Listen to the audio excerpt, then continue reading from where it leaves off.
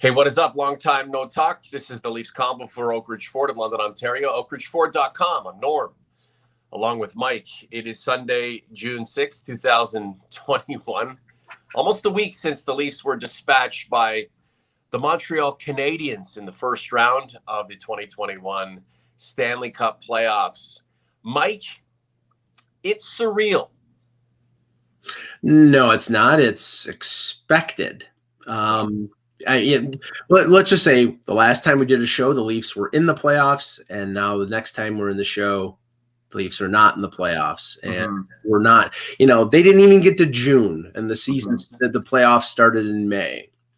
Mike, I like to put up polls in community, the Leafs Convo YouTube channel.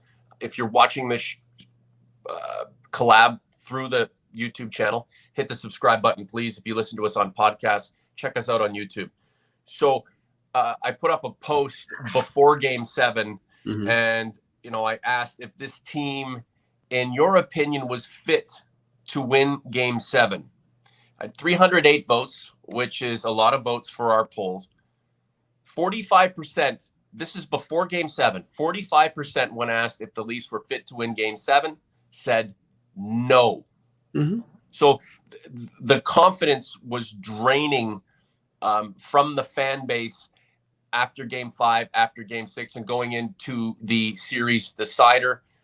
Almost half of 308 respondents to our podcast, and it should be a reflection of the general fan base, just didn't have any confidence the team would get it done. And lo and behold, it didn't, in a real miserable fashion. Well, I mean, the funny thing is, and we analyzed Game 5 and Game 6 in terms of the slow starts, but they did rally in both those games to get to overtime. And in Game 6 in particular, they dominated overtime and probably should have won at that point, but didn't because Kotkaniemi's shot deflected. It was the second shot on Campbell, and Campbell wasn't at fault because they wouldn't have been in overtime if Campbell hadn't stood on his head in the first two periods against Montreal in Game 6.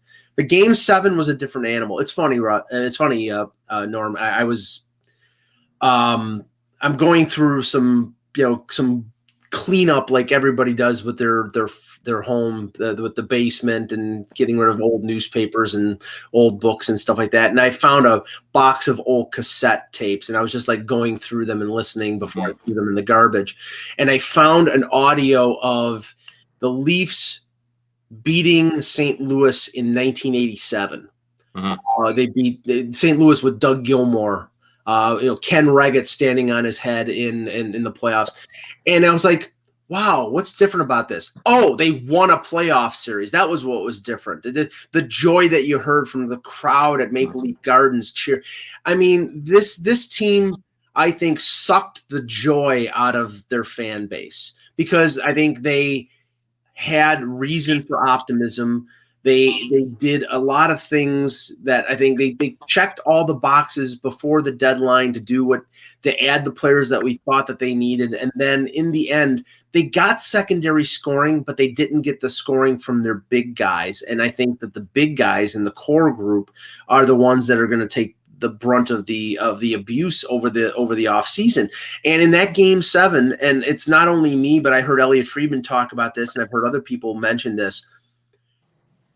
After the first period, it was 0-0. There's no Leaf fan out there who could have felt confident after that first period down with it 0-0 because Montreal was the better of the two teams. They were playing looser. They were playing with house money, and Toronto was afraid to make a mistake. And then once that bad goal, and that was probably one of Campbell's only bad goals of the series, once that bad goal 5-hole but from Brendan Gallagher went in, the air went out of the building, and they were done. And it's sad because they were clearly, even without Muzzin, even without Tavares, they were the more talented and the better team. But the better team and the more talented team doesn't mean crap in the playoffs. It's who performs, and Montreal performed. And in the last 3 games of that series, the Leafs could not muster a 60-minute effort in any single one of them. This is the Convo for Oak Ridge Ford. Norm, along with Mike. Check out oakridgeford.com if you're local and looking for a pre-owned vehicle. We have a nice little selection. And if you're looking for something new, 0% on Escape 2021 styles continues on. Mike, a fuck up in game 5, another one in game 6. And it seemed like collectively the Leafs folded. So instead of, hey, we've got Dermott's back, we've got Sandin's back, there was no response to it. And it's amazing. The team gets right there, right at the doorstep, with the ability to move on to the second round, quiet the naysayers, give themselves a push forward. And one mistake that causes a loss deflates the the exuberance, deflates the confidence. And it was, again, they played okay after that, but it's hard to wrap your head around a team up 3-1 and seemingly in control of the series, coming back from a deficit to force an overtime in game 5, having an opportunity to put the Habs away. Right. They lose the game on, a misplay, a rookie mistake, and they can't recover. Like, that is, we can examine, the team and who makes up the roster and how it's comprised, but how can you not lift your teammates? And when you have this much talent, lift your teammate who made that mistake, come out of the gate in game 6, finish it off, instead of get right to that point where you can win, have one of the teammates cough up a puck and you lose a game in overtime and you can't recover. Like, it doesn't make sense to me. Well, game 5 was strewn with mistakes. I mean, Sandin's 2 errors that resulted in 2 goals, and then he barely played the rest of the game. And then they came back from 3-0 to tie it, and then lose 59 seconds into overtime on the Galchenyuk giveaway in the 2-on-0. You would think going into Montreal. Now, obviously, you're assuming Montreal is going to be playing desperate hockey because they're down in the series. You have to account for that. And the Leafs, through 2 periods in Montreal, were trying to play mistake-free hockey. And in Montreal, the way they were playing was trying to play low-event hockey and keeping the game close. And only when they got down 2-0 in game 6, only after the puck flip into the from Marner and the power play goals, did the Leafs sort of like get desperate. And did they get desperate, and then they played, and then from that point on, the 2 goals, tying the game, and then dominating in overtime, they were the better team, but they should have been the better team throughout. The thing is that, and I can't remember who made this point, but the Leafs were a good enough team to be able to recover from those mistakes, but didn't do it. And that's the thing that is baffling, is that they really couldn't recover. It's almost like, and please, if I hear a Montreal Canadiens fan say Carey Price was the difference, Carey Price had a good series. Carey Price did, it wasn't like he got into the heads of the Leafs. He made the saves when he needed to make them, but he also gave up 3 goals in game 5, and he also gave up 2 goals in game 6 when his team was ahead by significant margin. It wasn't like he was Terry Sawchuk. It wasn't like he was Jonathan Quick in 2012. No, Mike, the Habs are up 2-0 on the Jets now, with an opportunity to go into the semifinals. They shouldn't be there, but they are. Good for them. That they took advantage of a Leafs team that was afraid of its own shadow, that just lost its nerve in prime time. This isn't about Carey Price or the Habs. Habs fans should forget about the Leafs, because our fan base is. They will until the next time they play the Leafs. Good for them, but this has nothing to do with them. This has everything to do with this team. This team should have been better. It should have won. It didn't. And now we have to pick up the pieces. So, good for Habs fans. I wish my team was there. They should just forget about the Leafs and their fan base for now, because they've still got a chance to go on and do some things in these NHL playoffs. For us, we examine the carcass that is the organization, because it really is. It really is. There's a lot that's been going on in my head in regards to my relationship with the team and the game and how I'm a fan over the last week. I can tell you straight out, I don't trust the team. I don't trust this organization anymore. I don't trust the management. I don't trust the coaching staff. I don't trust the players. And I have every right to feel that way. Yeah, and I think you're justified, and I think the fan base is justified, and you could tell in the media availability that was, I believe, on Wednesday. It's the week is really sort of blended in terms of days last with after the loss in Game 7. Mm-hmm. You could tell the reaction of Brendan Shanahan that he knows that the fan base is pissed off.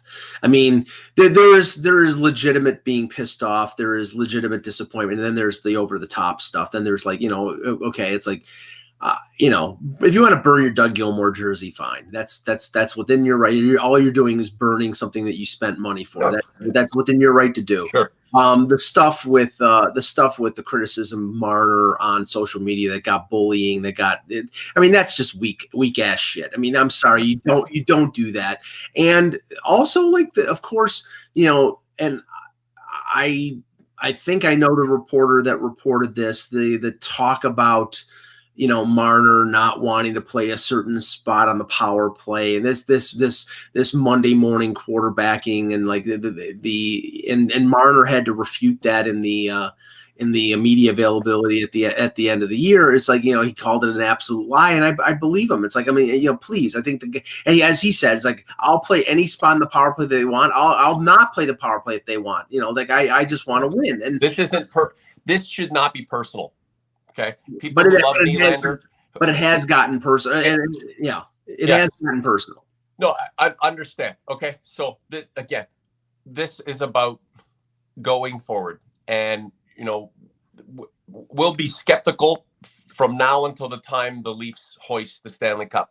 For me personally, I will not trust this team until until I feel like, and this is my connection to the team, until I feel like it's done what it needs to do to that point to make a statement and to grow as an organization. Not making the playoffs is key. Winning the first round, that's also key. They got one thing done. They failed to do the next. The thing is, right now, the yardstick is at making the second round at least, and they weren't able to do that. And the fashion they failed is it's head scratching. Yet we really have to confront the issue here, because this can't happen again. And for this to not happen again, I believe, and I hate to say it, that this core four needs to be adjusted, and it needs to be adjusted before the puck drops on the next season. And of course, and I wrote about this on Wednesday and on Thursday. Of course, Brendan Shanahan, Kyle Dubas, and Sheldon Keefe were going to come out with a full-throated defense of the core four and saying, yes, we're going to keep this group together. It doesn't mean they're not good, Mike, and I'm sorry for apologizing. Go ahead. What are they supposed to do? Come out and say, we're going to trade all their asses. We're going to get rid of – yeah, because if you come out and say, well, there are going to be changes and nobody is going to be – so then – general managers around the league they're going to smell blood. They're going to see and smell blood in the water. And when Kyle Dubas goes and says, "Well, what do you give me for William Nylander? Or what do you give me for Mitch Marner?" Well, I'll give you a bag of pucks. I mean, I'm being a little over the top here, but you ruin your leverage in terms of trade value if you say, I'm going to go out and make wholesale changes, because then they know you have to make wholesale changes. Otherwise, the Toronto media and the fan base will eat you alive. So, I understood the full-throated defense of the core four, but do I believe that they're not going to entertain the possibility of trading Nylander or Marner I think they'll entertain it. I don't know whether they'll do it because it all depends on what the offers are. Now, this is the thing. It's like this management team and other managers throughout the league. Pierre LeBrun had a really good piece in The Athletic this week.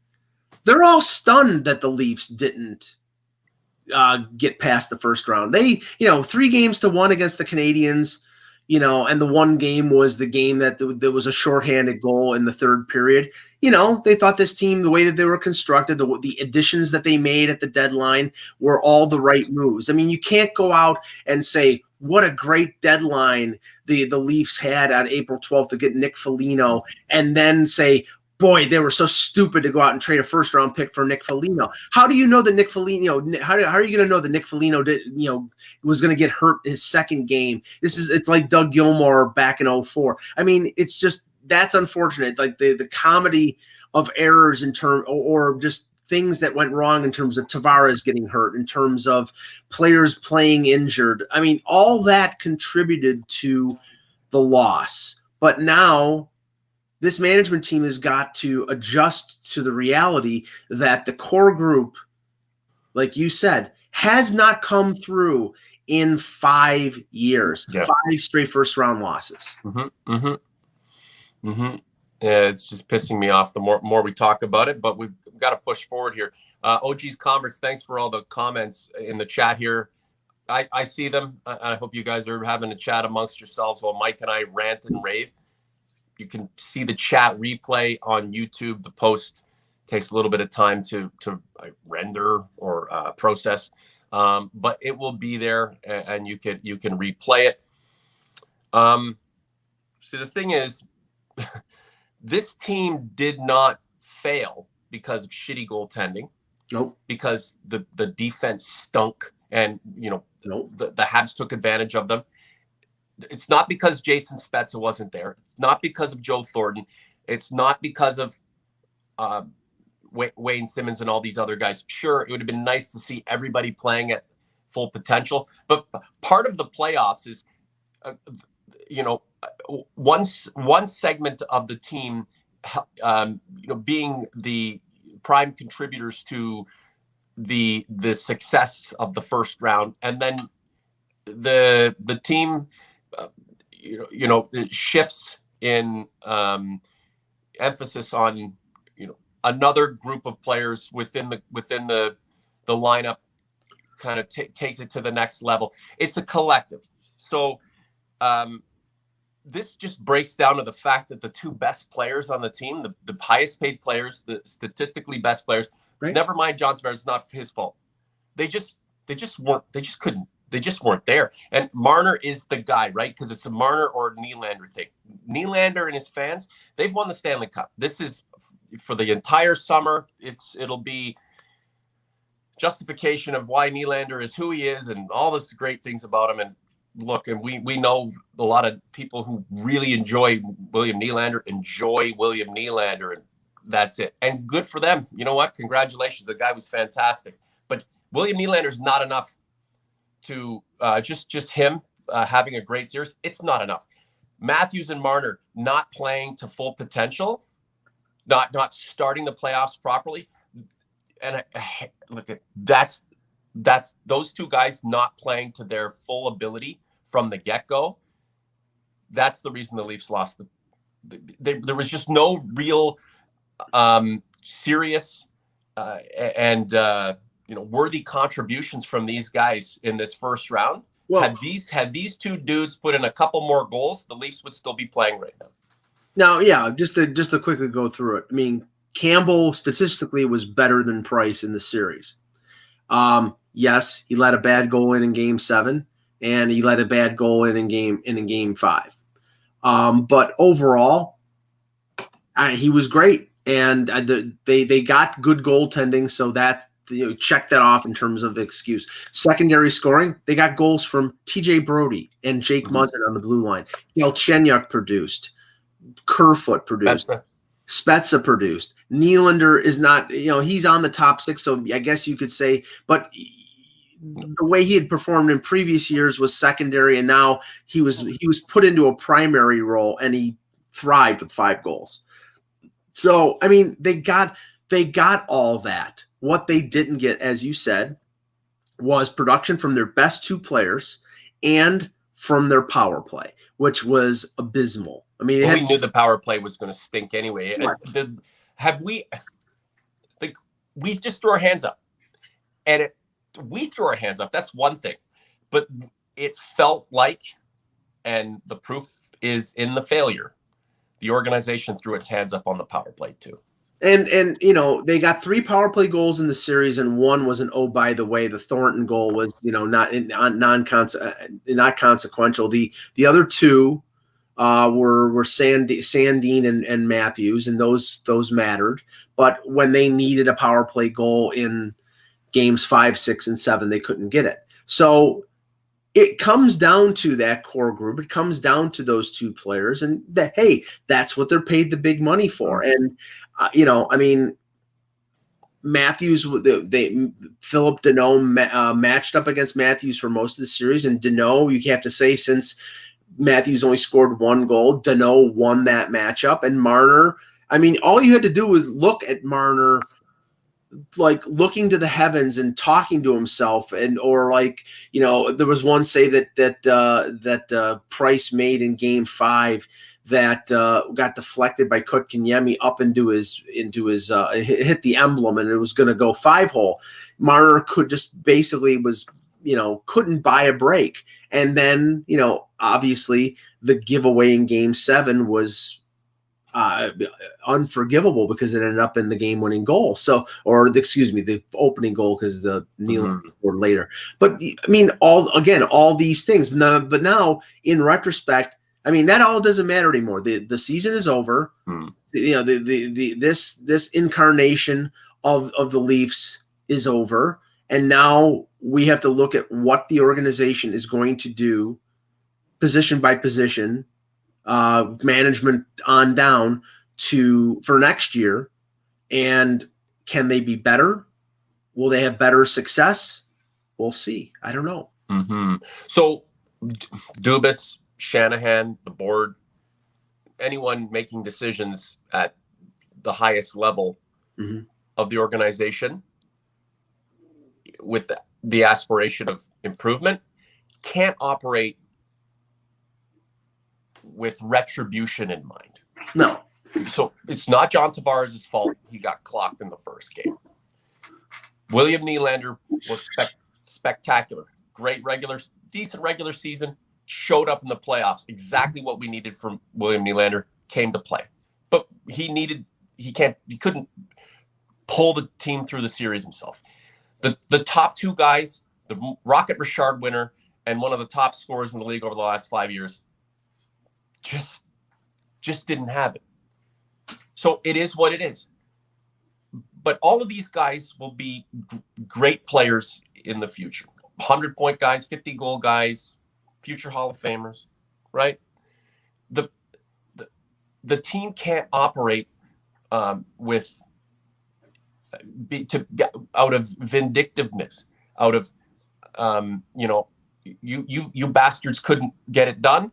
I'm going to show you. The team has to clinically look at this and go, all right, we haven't been able to get it done with this group. We're proud of what they've been able to accomplish, but perhaps moving 1 or 2 of these players and bringing in other players of the same ilk, but maybe a different kind of style of game, might be beneficial to what we're trying to do here.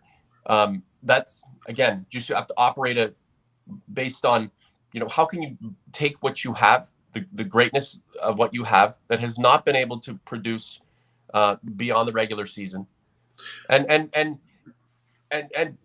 parlay it into you know, maybe a different type of game that the Leafs can try going forward. Again, you can't. I know a lot of fans they're just angry and they want guys traded and kicked out to the curb. I'm trading them for a bag of pie, and that's just the reaction. But the organization cannot operate that way. And you even I'm sure there's anger within the organization. I'm sure there's anger with the MLS&E board. I'm sure there's anger on the part of Brendan Shanahan and even Kyle Dubas. But as you're saying, they can't react emotionally. That's when you make mistakes. And now the board, I mean, it looks, Shanahan is back, Dubas is back, Keefe is back.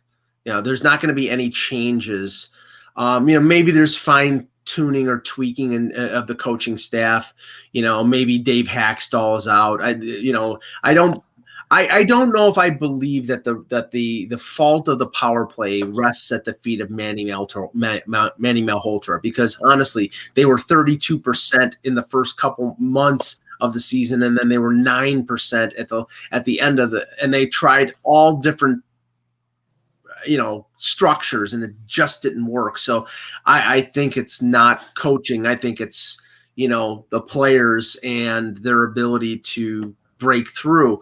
But you're not going to see a new team president. You're not going to see a new general manager. You're not going to see a new head coach. What you might see is, a willingness, even though they, like I said, they defended this core group, to realize that, okay, we need to get value for one of these guys. And this is where Kyle Dubas can't be blamed. Kyle Dubas signed these contracts under the assumption pre-pandemic that the cap was going to go up. And the cap is not going to go up. I heard a report from Elliot Friedman a couple days ago that— How can it? Well, that's what I'm saying. Based on revenue and the revenue gap between the PA and the owners, meaning the money that the owners paid out and the players are going to have to pay out over the next few years, that the cap is going to stay flat probably for the entire new CBA, which is 5 years. So you're talking $81.5 million, and nobody, Kyle Dubas, nobody, not one general manager expected that to happen. So now, you've got chicken. You make chicken salad, or you have to, or you've got lemons. Excuse me, wrong analogy. You make lemon. You have lemons. You make lemonade. You're going to have to make do in terms of changes that maybe you wouldn't, or decisions that you wouldn't have not normally made if the cap had gone up. And one of those decisions could be, you can't devote $40 million to 4 forwards, maybe $33 million to 3, and maybe trade one of the forwards. Nylander would be the one that I would trade, because I think his value is at his highest now after a great playoff, because you need the room to fill the rest of the team. Norm, I was using this analogy earlier in the week. Do you remember that great 04 Stanley Cup winning Tampa Bay Lightning team, the one right before the lockout? Yeah, Brad Richards, Vinny LeCavalier, Dan Boyle. Yeah. Those four players, I believe, took up around 50% of the cap. They couldn't afford to re-sign Nikolai Khabibulin, who was their goaltender that won the cup. Yeah, they were a top-heavy organization and could not they had to have John Graham as their goaltender. That's how bad they were in terms of, the money that that's the problem here. You've traded off Kadri. You've not re-signed Tyson Barrie if you even wanted to. You've traded off Andreas Janssen and Patrick Marleau and Kasperi Kapanen. You're now going to let Frederik Andersen go, and maybe that's fine. Maybe it's time for him to go, but there are going to be players that they can't bring back, that they want to bring back, because they don't have the flexibility in the salary cap. And that's why I'm saying, it's like, okay, would you rather have Morgan Rielly and Zach Hyman, or would you rather have William Nylander? That might be the decision, because if they keep the 4, then they're probably not going to be able to re-sign Zach Hyman, and they're probably going to end up trading Morgan Rielly. So make up your mind. And I think if you ask the fans, they would say, I'd rather trade Nylander and keep those other 2, but I don't know. We'll see. Yeah. I don't trust what's going on with the group. That includes Matthews, that includes Marner, that includes Nylander, that includes Tavares. I don't trust the team. I don't trust the organization. Why should I? No. I mean, they have not earned your trust. Yeah. They've earned your loyalty as an organization because most of the people here are living in either the Niagara Peninsula or watching it in the GTA and have loved this team since they were in diapers. And, you know, for me, my older brother was a Leaf fan, and I caught that disease. So I have to blame him for it. And, you know, now as somebody who covers a team, I have to sort of detach myself a little bit from, you know, being as emotional and being as critical of the team. But even at being objective, there's just something wrong here. Mm-hmm. And I'm fairly sure that Kyle Dubas and Brendan Shanahan recognize that. Now, what do you do about it? Well, start with the goaltending. Jack Campbell is your number one next year, more than likely. Freddie Anderson is gone. I mean, if anybody saw the media availability on Wednesday, he basically said, I loved my 5 years in Toronto, loved my teammates. And Kyle Dubas was like, he's been a great guy. It's over with. He's an afterthought now. Yeah. But it's over with. He's not coming back. He's not taking a 1-year deal. He's gone. It's Jack Campbell. It's now a question of, okay, it's Jack Campbell and who? And I think they're probably going to have to go out and get a veteran goalie, you know, for probably in the neighborhood of $2 million, who can play 30, 35, maybe 40 games, split time with Campbell, take the physical burden off of Campbell. That's what they're going to need, and there'll be goaltenders out there with expansion and things of that nature. They can maybe make a trade. Maybe they trade for a goaltender, but it's going to be Campbell and somebody else. So Freddie is gone, and that's it. It's not going to be Michael Hutchinson. Maybe it'll be David Rittich. Maybe they'll sign him to a 1-year deal, but that's where the goaltending is. Defense, you know, Muzzin, Brody are back. They'll be protected in the expansion draft, and the expansion draft factors in here because if they protect 3 defensemen, and Riley is the third, and they risk Justin Hall or Dermott being lost to Seattle. And I don't think they want to lose Justin Hall because Justin Hall's in their top 2 pairings, and he's paired well with Muzzin. You know, he's not a perfect player, but he's making $2 million, and, you know, so they could protect 4 forwards and 4 defensemen. I don't know. Now, here's the other thing. If they decide, and here's the thing, Riley's making $5 million. He's entering the last year of his contract. They're going to talk to his agent during the offseason. If they get an indication that, you know, Riley is going to say, similar to what Seth Jones just said, is I'm going to not sign. I'm just going to play this out and go to free agency. Then the Leafs are trading Morgan Riley. Yeah, so be it. If Riley is like, I want to come back and I want $8 million a year, then they're going to trade Morgan Riley. If he says, I want to come back and I'm prepared to take a little less, then I think they keep him. But to be able to do that, they're going to have to open up cap space in other places. Now, if he's amenable to signing an extension, then they're probably going to protect 4 forwards and protect the 4 defensemen and maybe lose Alex Kerfoot to expansion to Seattle. Mm-hmm. That's $3.5 million off the budget. But Kerfoot in the playoffs showed the player that he could be, and that the player that people thought he was going to be when they acquired him from Colorado. So even if they do that, I mean, you're losing depth up front that you're probably going to have to replace with a player who's going to be like a 1-year type guy. So, I mean, there's always give and take here, but the on defense, Sandin's going to be in the lineup. Unless they trade him, Liljegren's going to be in the lineup. I think they want to re-sign Zach Bogosian, but it's all going to be based on what he wants.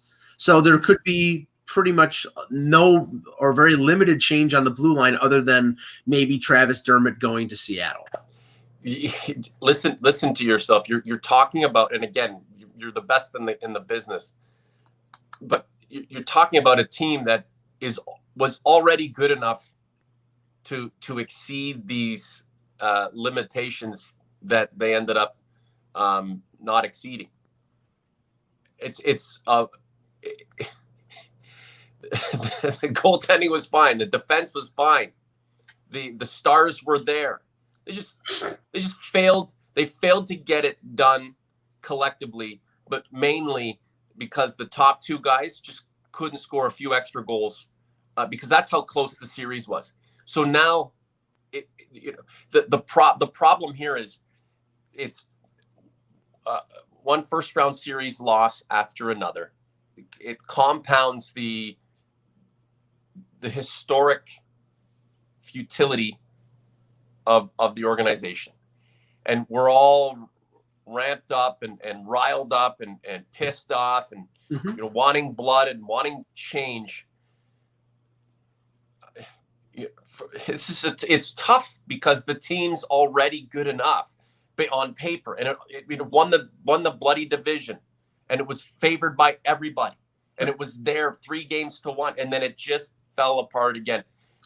So the thing is, if the team did nothing, if the organization did nothing except for retool around the star players again, conceptually it would make sense.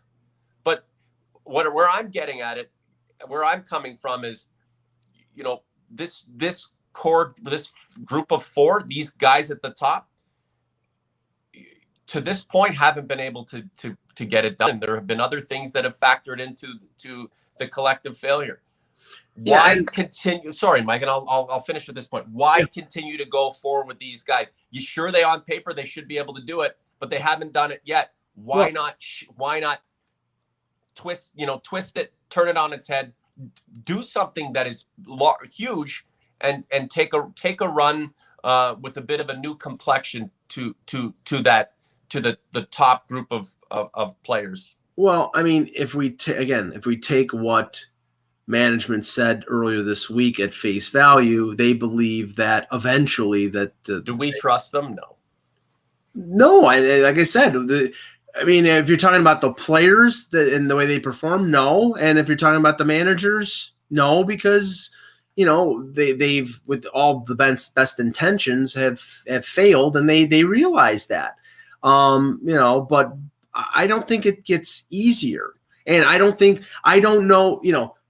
You had a scenario where you're playing against Canadian teams, and I thought the Leafs were clearly the best team in the Canadian division even before the season. They win the Canadian division and they lose in the first round. It's not going to get easier next year. I don't know if the roster will be as good. It'll be different, but I don't know if it'll be as good. And they're playing back in the Atlantic Division with Boston and Tampa. Now, the only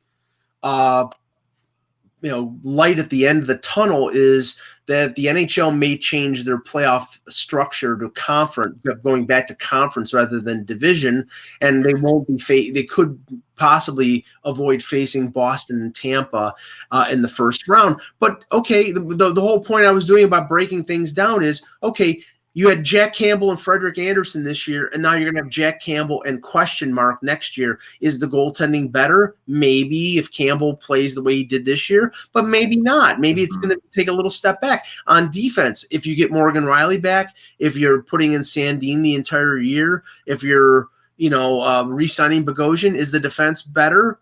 At best, I think it's a saw-off. It could be worse.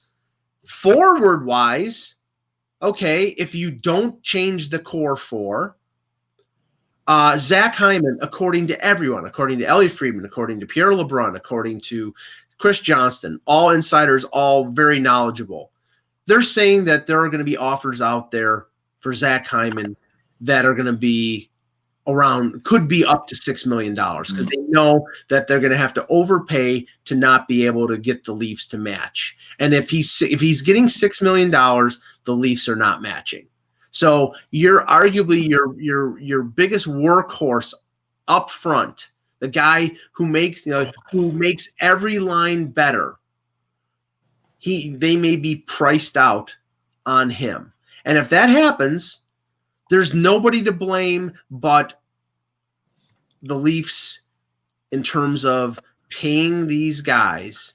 And it even goes back further than Kyle Dubas. It goes back to Lou Lamoriello and him not signing Nylander to an extension with a year left in his contract. They let him play out his deal.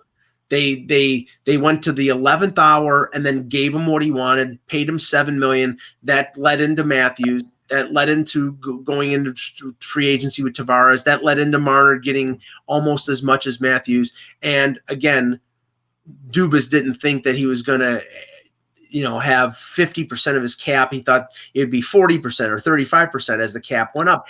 The cap is not going up. So now you have to adjust your philosophy. You have to adjust, what you're doing. And if Zach Hyman's 28 going on 29 years old, Norm. He's played a lot of tough minutes. He's had a couple injuries to his knee. A long-term deal on him may be one of these deals where it's front-loaded, and in the last couple of years of the deal, they buy him out if he falls off. It could be, it could be a deal with pitfalls, but he's not replaceable. There's no, I don't know if you can find somebody who's 80% of Zach Hyman if you let him go. And that's the problem. He's only $2.25 million off the cap. Mm-hmm. And Mike, just David Hillman, I think we need to relax. This was basically the second year where they should have had a long playoff run. I say one more year with the core if they don't make it out of the first round. Trade everyone. Well, we were saying that last year. David, I appreciate the comment, because as Mike's going on in my brain, I'm like, geez, I thought this collab for the first time in a week was going to make me feel better. I'm feeling like completely lost right now. It's nice to be with the OGs and converts, Mike. And I wanted to get to a couple things in community. We're going a little longer today because it's basically a one show a week now. Thanks, Leafs. It would have been like 4 shows a week, but I don't feel good, Mike. I don't feel good. You shouldn't feel good. It's like this is like you got food poisoning after eating a bad meal. It's like, but just to answer David's question, one more year, okay. Wait with this core one more year. The problem is that more than likely Brendan Shanahan and Kyle Dubas will not be around then.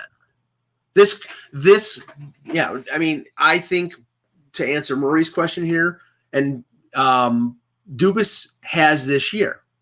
I think if they miss the playoffs, or they get eliminated in the first round, I think Shanahan and I think Dubas are done.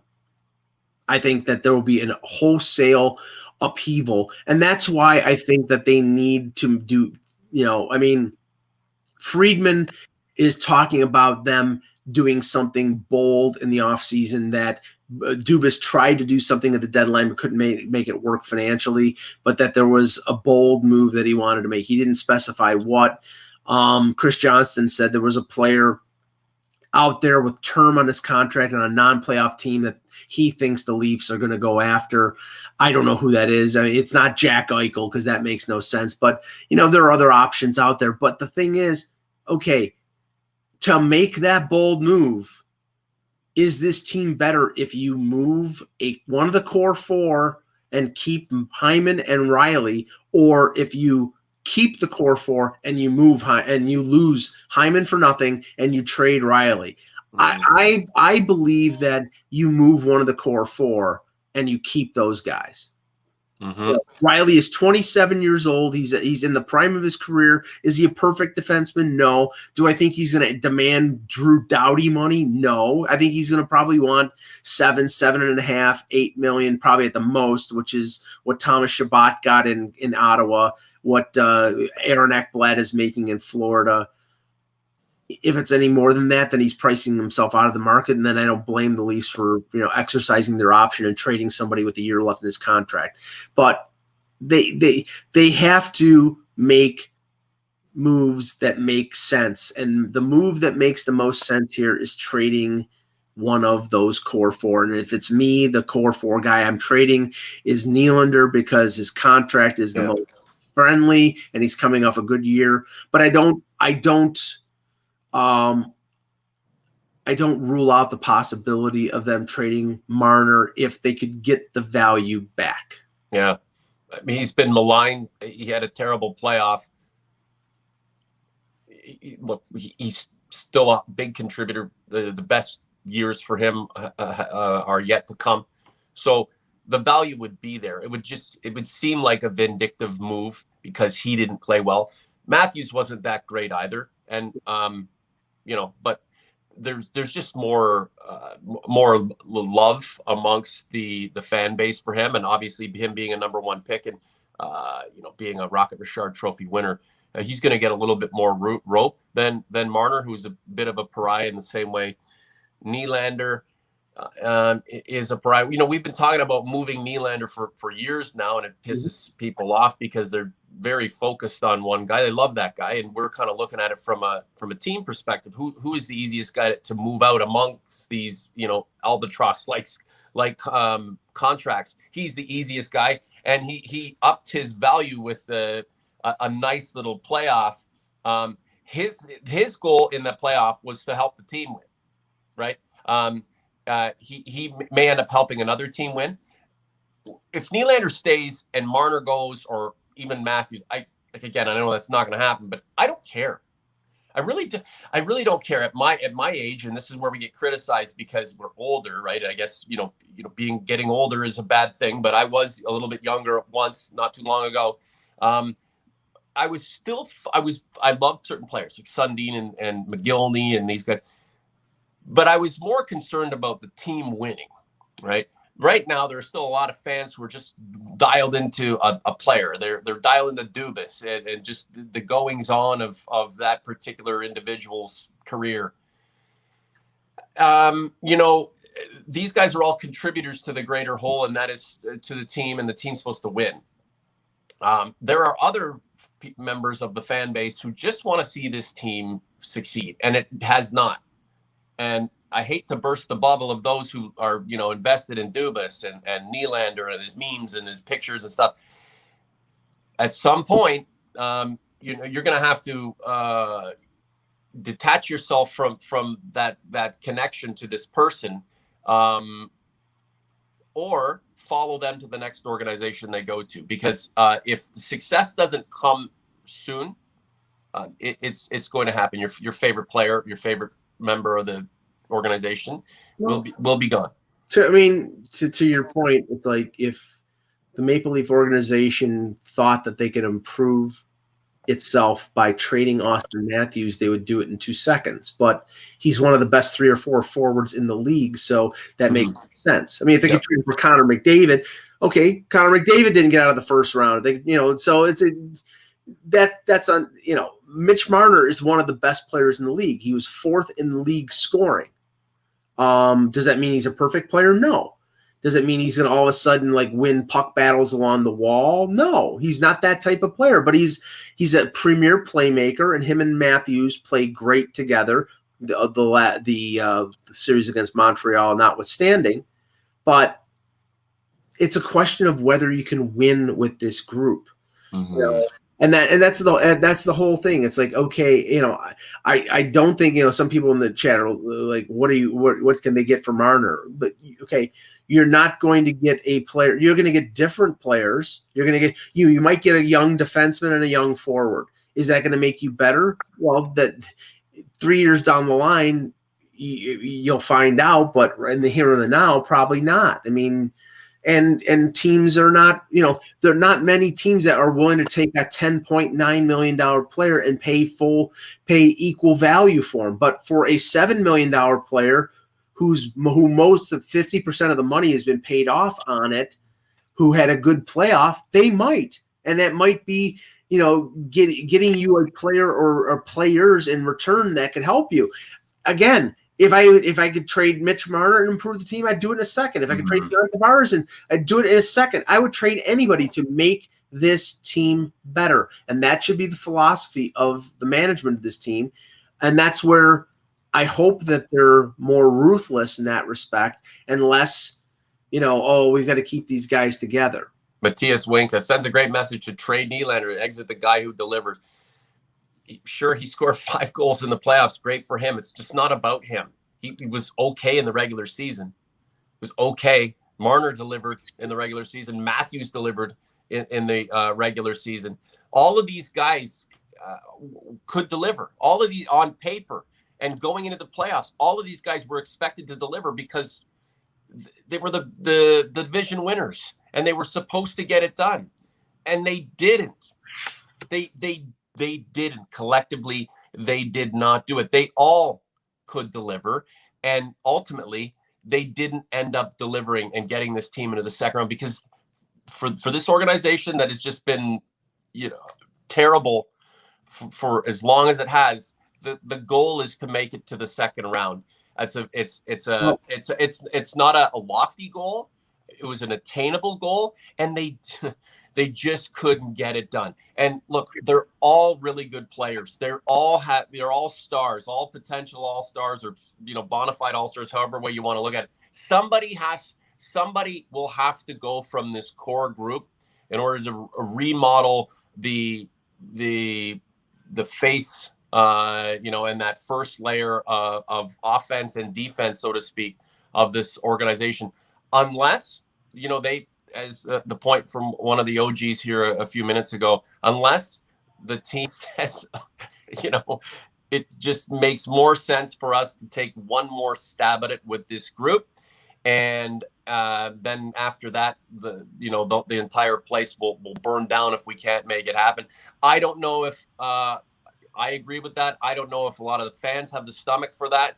But again, this is an organization that doesn't shy away from projections and stats, and maybe the magic box tells them that this group needs one more goal together before wholesale changes indeed need to be made. And that's the thing, right, guys? We're just here exhausting the animosity we feel, exhausting all this pressure and all this frustration that we've had building up over the last week. Rome, I don't want to use that, but in relation to the Leafs, who knows how this process is playing out, but a lot will transpire between now and next month, the month after that, towards training camp. And I don't know if we'll ever fully be satisfied with how the Leafs do anything until we see the fruits of the labor, all that labor and all that reconfiguration bear out. And we're not going to get to that point until literally a year from now, when the playoffs, when the 2022 playoffs get going. And let's hope that the Leafs are in the playoffs then. There's no guarantees of that either. A few more points, Mike, and we'll get out of here. Well, just to answer Matthias, I had to look it up just to back up what was in my head. Wendell Clark, probably the most popular player of this franchise's history, at least post 67. 93, he scored 10 goals in the playoffs. The following year in the regular season, he scored 46 goals, his career high. And then he had another great playoff. And that did not stop Cliff Fletcher from trading him. Now, that was criticized, but in the end, probably that was the best thing, because, Clark had injury history and Matt Sundin was a healthy young player and was the core guy for the next 12 to 13 years. Okay. If you can trade Wendell Clark for Matt Sundin, you can trade William Nylander to get a player that helps you going forward. You're not William Nylander for Connor McDavid. Yeah, you're not loyal to anything. You're not loyal to what they did in the playoffs. You're loyal to one thing, improving the team, and that is it.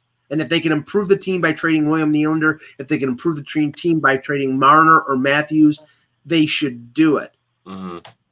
No, I from community, youtube.com/the Leafs Convo, Colin M. Worst disappointment I've felt since the Shanahan times 10. Yeah, Shanahan and Dubas walking on eggshells, and good. And Norm, that is going to motivate them. Like I was saying before, and Elliot Friedman usually doesn't hint at something when he doesn't know something is going to happen. He said that, Dubas was trying to do something before the deadline, and that he's, now with them having the flexibility of 10% more over the salary cap over the summer, that he's going to do something that he couldn't do before the deadline in the offseason to augment what the roster did. And who knows if that'll make them better or not. We hope it does. And Chris Johnston said a similar thing in terms of them bringing in a name that would be notable, defenseman or a goaltender, whoever. but that's needed.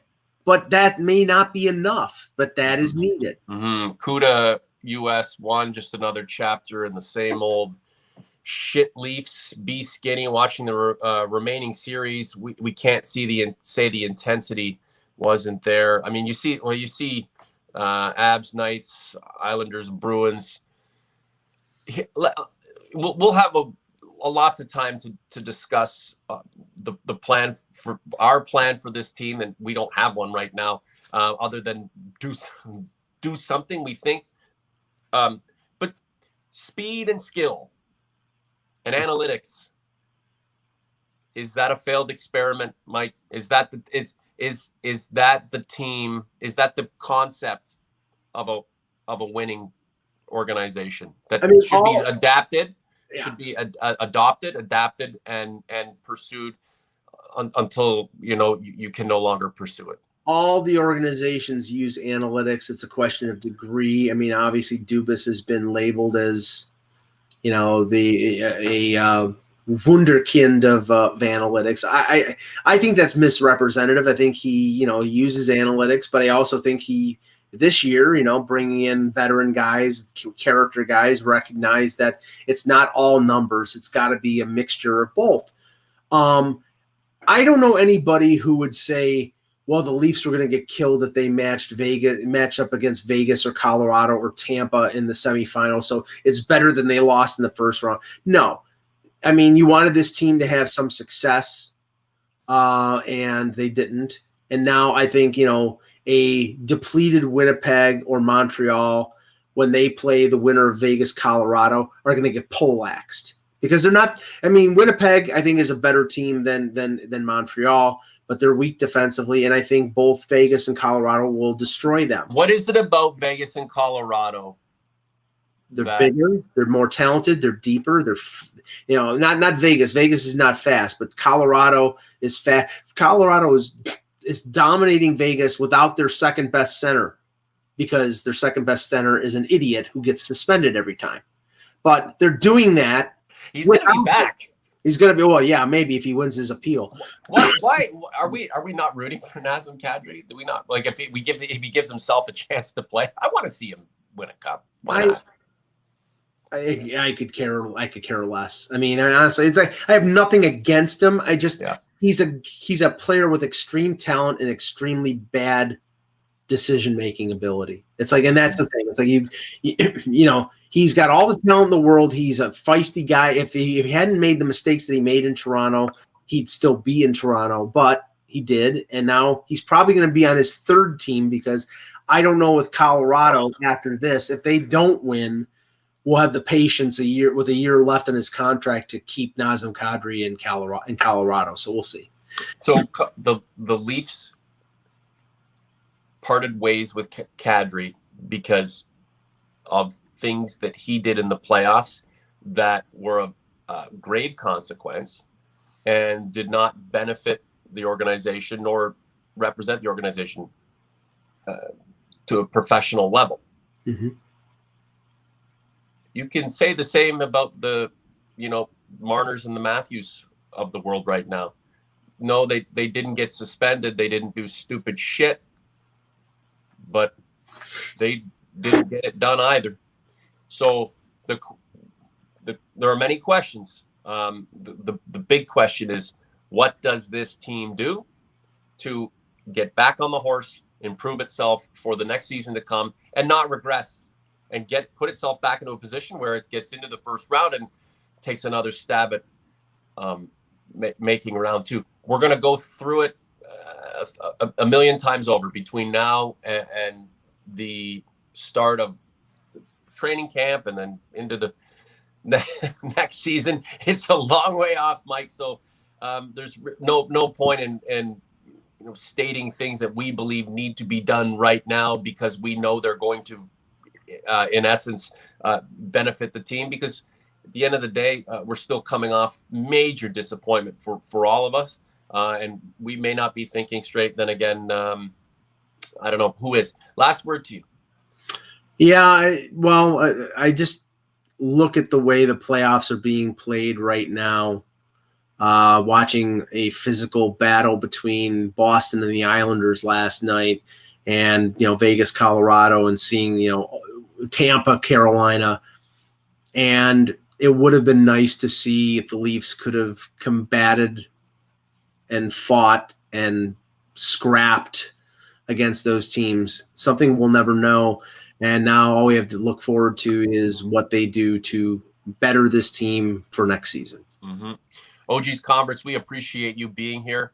We know a lot of you needed this. It's cathartic.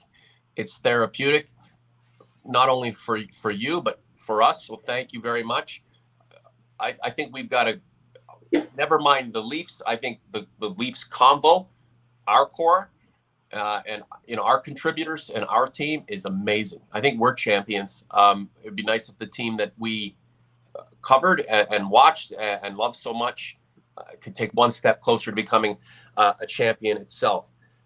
Mike and I will be back next Sunday. Keep the community aspect of the Leafs Convo YouTube channel alive. I'll have posts and polls and all kinds of stuff like that. You can get at us on Twitter, get at us on Facebook, wherever. Again, thank you so much. And just take a deep breath, maybe one eye on the playoffs to get your hockey fix. But we know most of what you care about it regarding in relation to hockey seems broken right now, and that's okay to feel that way, because it's the truth. So Mike, thank you very much, my friend. OG's Conference, have a great week. We'll talk to you in 7 days.